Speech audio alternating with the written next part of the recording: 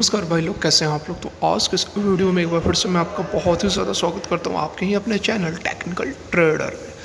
तो आज के इस वीडियो में हम बात करने वाले हैं यस बैंक के बारे में। देखिए, आज के इस वीडियो में हम समझने वाले हैं म्यूचुअल फंड की जो लेटेस्ट बाइंग निकल कर आई है, मतलब कि जून 2021 की जो चौंकाने वाली बाइंग म्यूचुअल फंड हाउसेस ने की है, उस पर एक नज़र डालेंगे। और उसके साथ में दिसंबर 2021 मतलब कि थर्ड क्वार्टर के रिजल्ट्स आ जाएंगे, उस समय तक यस बैंक कहाँ तक जा सकते हैं, बिल्कुल सटीक इन्फॉर्मेशन आपको दी जाएगी।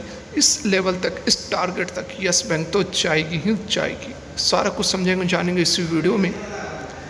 तो रिक्वेस्ट एक ही रहेगी कि यदि यह वीडियो आप लोग को अच्छी लगे तो लाइक ज़रूर करें। लेटेस्ट और जेन्युइन इन्फॉर्मेशन पाने के लिए चैनल को भी सब्सक्राइब कर ले, बेल आइकन को भी हिट करें।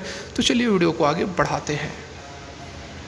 तो यहाँ पर आप देख सकते हैं यस बैंक के चार्ट पर हम आ गए हैं। वन डे की यह कैंडल है, तो देख सकते हैं कि काफ़ी यहाँ पर जो स्टॉक है लगातार नीचे गिरते जा रही है, लगातार नीचे गिरते जा रही है। जो फंड रेस की खबरें निकल कर आई थी, 15.5 रुपये के आसपास का हाई बनाया था और उसके बाद फिर से लगातार जो है गिरावट होती जा रही है। देखिए, कल जो मैंने वीडियो डाली थी उस पर काफ़ी लोग मुझसे यही सवाल पूछ रहे थे कि इसके टारगेट क्या होंगे, 3 महीने के टारगेट्स क्या हो सकते हैं, 6 महीने के टारगेट क्या हो सकते हैं, क्योंकि बहुत मोटी कल तो एक भाई ने कमेंट किया कि उन्होंने 1 लाख शेयर्स लिए हुए हैं। देखिए, दिखाई देता हूँ, यहाँ देख सकते हैं आप। कल एक भाई ने कमेंट किया, ये जो मैंने वीडियो डाली थी इस पर, देखिए सर जी मेरे पास 1 लाख शेयर हैं, 12.5 रुपये मतलब 12 रुपये 30 पैसे पर, क्या करूँ, कुछ समझ नहीं आ रहा है।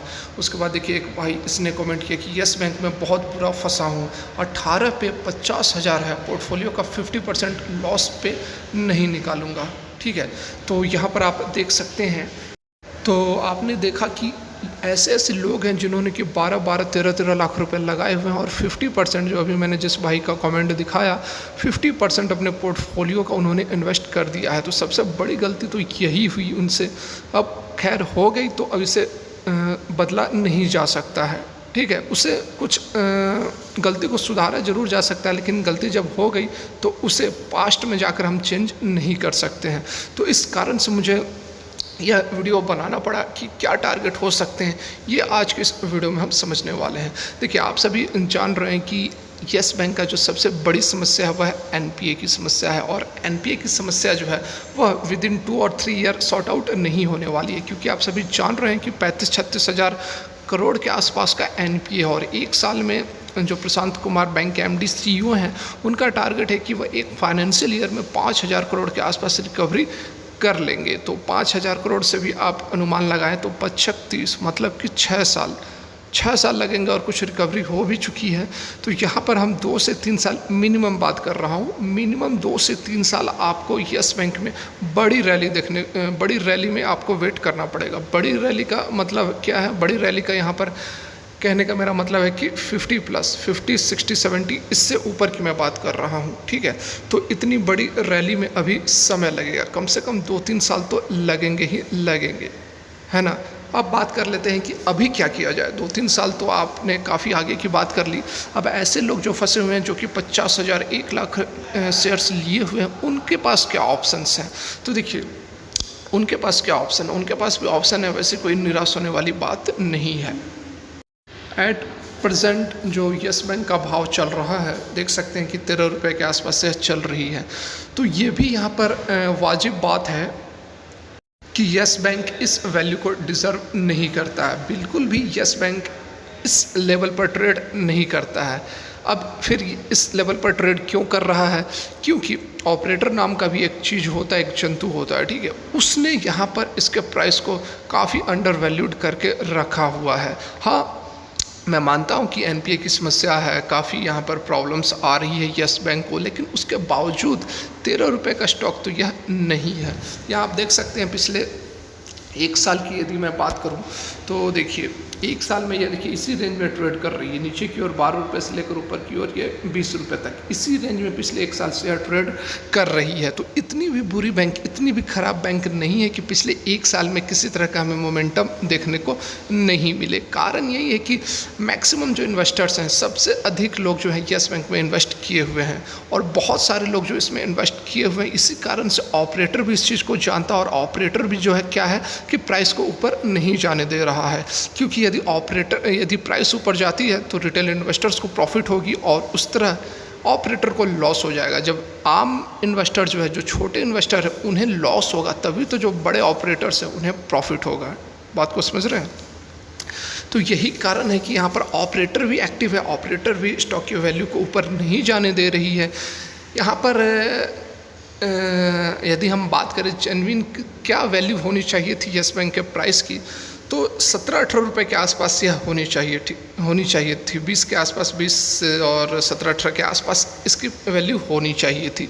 लेकिन ऑपरेटर इतना ज़्यादा एक्टिव है इस तरह के स्टॉक्स में, जिसके कारण कि इसके वैल्यू को ऊपर जाने ही नहीं देते हैं। ठीक है, तो अब बात करते हैं, जैसा कि मैंने आप लोगों को थंबनेल में बताया था कि दिसंबर 2021 तक क्या टारगेट्स हो सकते हैं। तो देखिए, अभी Q1 के रिजल्ट्स आए हैं, उसके 3 महीने बाद Q2 और 3 महीने के बाद Q3, तो अभी 6 महीने का समय है हमारे पास। तो 6 महीने में यस बैंक जो है कुछ ना कुछ रिकवर जरूर करेगा। कोविड यदि इम्पैक्ट खत्म हो जाती है, वैक्सीनेशन वगैरह यदि फुल स्पीड से चलती है, तो इन सब का काफ़ी पॉजिटिव इम्पैक्ट पड़ेगा पूरे के पूरे फाइनेंशियल सिस्टम पर, पूरे के पूरे बैंकिंग सिस्टम पर। ठीक है, तो यहाँ से अगले 6 महीने में एक्सपेक्टेशन ये है कि कोरोना वगैरह जो है वह अब फिर से कोई थर्ड वेव फोर्थ वेव नहीं आई, ये हम मान के चल रहे हैं। तो इस तरह की यदि सिचुएशन रहती है तो दिसंबर तक आपको यस बैंक का जो टारगेट है वह 19-20 रुपये तक आपको देखने को ज़रूर मिलना चाहिए। अब ऐसा क्यों कह रहा हूँ, क्योंकि देखिए ऑलरेडी यहाँ पर एक रैली जो है स्टॉक पकड़ चुकी थी, 20 रुपये का यह स्टॉक जा चुका था। तो ऐसी बात तो नहीं थी कि ये कब की बात है, पिछले साल अक्टूबर-नवंबर की बात है, उस समय बैंक बिल्कुल सॉलिड हो गई थी, बिल्कुल फंडामेंटल्स क्लियर हो गए थे, वैसी बात तो कुछ नहीं थी। लेकिन उसके बावजूद यहाँ पर स्टॉक को ऊपर लेकर जाया गया। क्यों जाया गया? क्योंकि यहाँ पर जो ऑपरेटर्स है उन्होंने स्टॉक के वैल्यू को ऊपर किया और उसके बाद और काफ़ी जो रिटेल इन्वेस्टर्स थे, बहुत सारे लोग इसमें फंस गए।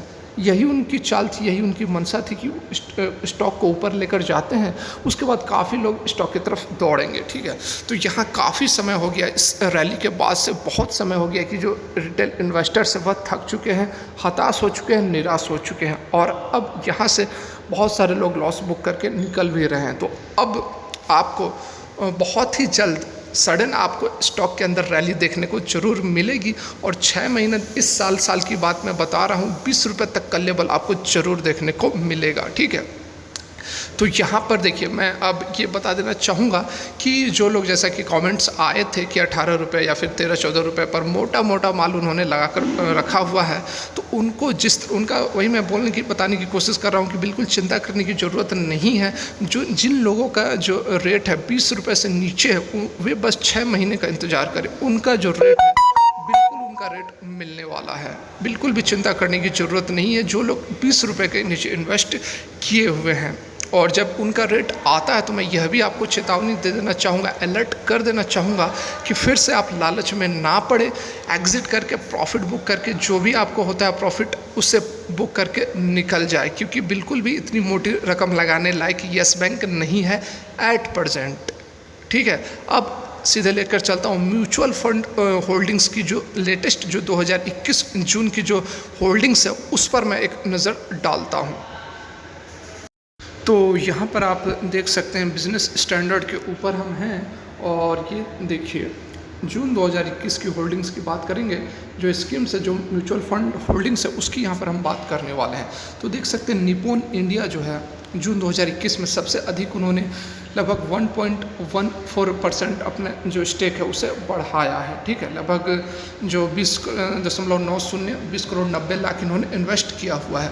उसके बाद आप देख सकते हैं एक्सिस की जो कुछ फंड हाउसेस हैं उन्होंने यहाँ पर अपना स्टेक को कुछ हल्का बढ़ाया है, 0.22% स्टेक बढ़ाया है। वहीं LIC म्यूचुअल फंड जो है ETF निफ्टी 100 उन्होंने अपना स्टेक जो है 0.21% से बढ़ाया हुआ है।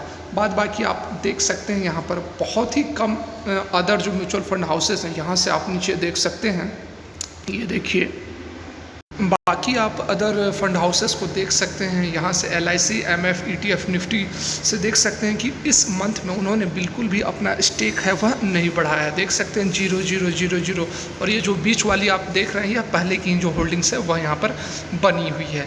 तो यहाँ पर बताने का मतलब यह है कि जून 2021 में काफ़ी कम स्टेक बढ़ाया गया है म्यूचुअल फंड हाउसेस के द्वारा। अब क्यों, ये भी बताऊंगा। यहाँ पर देख सकते हैं 1.14% मैक्सिमम बढ़ाया गया है, ठीक है, मैक्सिमम स्टेक इंक्रीज़ किया गया है। वहीं हम पिछले मंथ की भी देख लेते हैं, मई 2021 की भी डाटा यहाँ पर हम देख लेते हैं। तो यहाँ आप देख सकते हैं, देखिए 2.86%, 1.25%, 1.25%, और देख सकते हैं कि काफ़ी यहाँ पर जो होल्डिंग्स है वह बढ़ाई गई है। देख सकते हैं आप, काफ़ी जो है होल्डिंग्स वह बढ़ाई गई है। इससे पहले का भी एक मंथ का यहाँ 2021 अप्रैल का भी डाटा आप देख सकते हैं कि क्या ज़बरदस्त यहाँ पर ICICI प्रूडेंशियल देख सकते 3.27% स्टेक उन्होंने बढ़ाया था। और बाकी अदर फंड हाउसेस का भी स्टेक आप देख सकते हैं कि 4.19%। India blue chip fund direct ने भी ज़बरदस्त यहाँ पर अपनी जो क्वांटिटीज़ है वह बढ़ाई हुई है। तो देख सकते हैं कि हर अदर मंथ के कंपैरिजन में जून क्वार्टर नहीं, जून मंथ की, क्योंकि यह मंथली है, तो जून के मंथ में देख सकते हैं आपकी काफ़ी यहाँ पर जो फंड हाउसेस है उन्होंने अपनी होल्डिंग्स जो है वह बहुत ही कम इंक्रीज़ की है यस बैंक के अंदर। तो ऐसा क्यों किया गया है? तो देखिए, ऐसा करने का कारण मात्र एक ही है, क्योंकि कोविड का जो सेकेंड वेव है उसके कारण यहाँ पर फाइनेंशियल इंस्टीट्यूशन है बहुत डैमेज हुई है, और ये बात सभी कोई जानता है, हर कोई जानता है। तो उन्होंने म्यूचुअल फंड हाउसेज ने क्या किया है कि अपनी जो है पहले से जो भी स्टेक था उसमें अपना माल निकाल लिया है और अधिक माल यहाँ पर नहीं खरीद रहे हैं। तो ये कारण है कि एक क्वार्टर जो है वह ऐसे ही चलेगा। इसलिए मैंने आप लोगों को कहा कि 2 क्वार्टर मिनिमम आप वेट करें, उसके बाद आपको यहाँ पर जो भी लोग फंसे हुए हैं उन्हें मौका तो ज़रूर मिलेगा कि वो इस यस बैंक से निकल जाए। और ऐसा मैं नहीं कह रहा हूँ कि यस बैंक बिल्कुल बर्बाद है, बिल्कुल ख़त्म है, कोई स्कोप नहीं है। जो लॉन्ग टर्म के लिए इन्वेस्ट कर सकते हैं उन्हें अच्छे रिटर्न भी ज़रूर मिलेंगे। 2 साल 3 साल तो करना ही करना होगा। तो देखिए, आज के लिए वीडियो यहीं तक अच्छी लगी तो अब भी लाइक करके ही एग्जिट करें। वीडियो देखने के लिए बहुत बहुत धन्यवाद। ईश्वर करे आपका दिन मंगलमय हो।